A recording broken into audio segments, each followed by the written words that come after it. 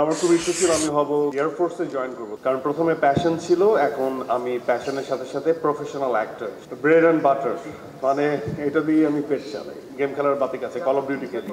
আবার বলে না যে অর্থ না থাকলে প্রেম জানালা দিয়ে পালা যায়। তো আমার প্রতিক্ষণে মনে হয় যে আমি একজন বুড়া। আমি আবার অনেক রিজিকে বিশ্বাস করি। অভিনয়ের মানুষ, অভিনয়টাই বুঝি, আর কিছু বুঝি না। তবে এতটুকু বুঝি যে ছোটবেলায় যেমন আমার খুব ইচ্ছে ছিল আমি হব এয়ারফোর্সে জয়েন করব, তখন ওই ছোটবেলায় প্রেম করতাম।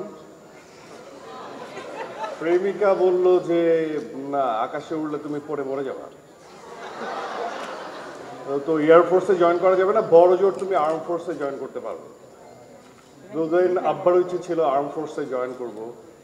দেন আমার আবার একটু ইচ্ছে জাগলো যে মাল্টিন্যাশনাল কোম্পানিতে জব করা যেতে পারে। আবার মা বললো যে না, ডাক্তার হতে হবে। পাশের বাড়ির আন্টি বলে যে না, ইঞ্জিনিয়ার হলে ভালো।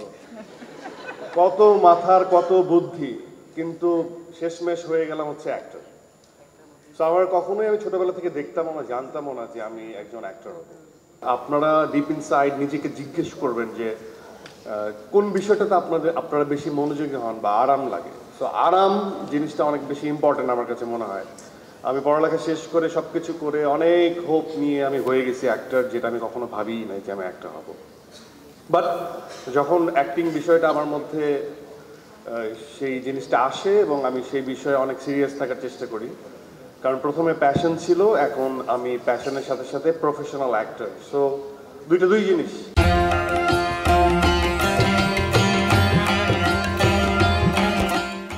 এক ভালো লাগা, ভালোবাসা, আরেকটা হচ্ছে ব্রেড অ্যান্ড বাটার, মানে এটা দিয়ে আমি পেট চালাই।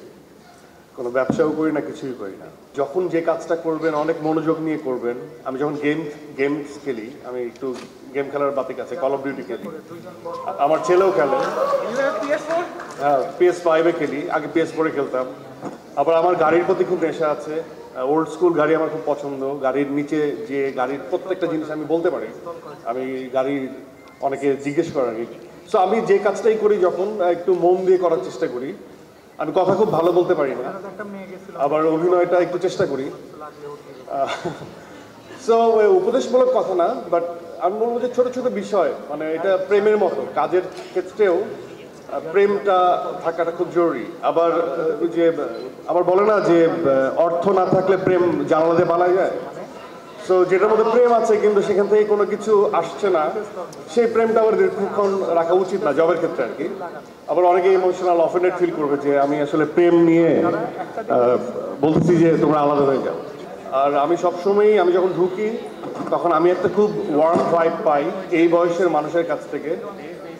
আমার ছেলের বয়স 11 বছর, আমি জানি না কিভাবে ওর বয়স 11 বছর হয়ে গেল। তো আমার প্রতিক্ষণে মনে হয় যে আমি একজন বুড়া, খুব আপসেট লাগে। হ্যাঁ, এই বয়সে আবার যদি ফিরে আসতে পারতাম তাহলে খুব ভালো লাগতো।